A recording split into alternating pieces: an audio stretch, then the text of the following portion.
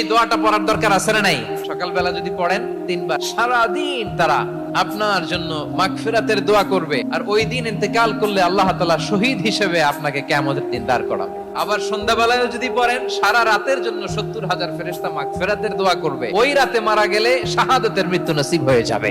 সকাল সন্ধ্যার যে জিকির, এই জিকিরের অন্তর্ভুক্ত করে নেবেন এই ওয়াজিফাটা। হুয়াল্লাহুল্লাযী লা ইলাহা ইল্লাহু আলিমুল গায়বি ওয়াশ শাহাদাতি হুয়ার রাহমানুর রহিম।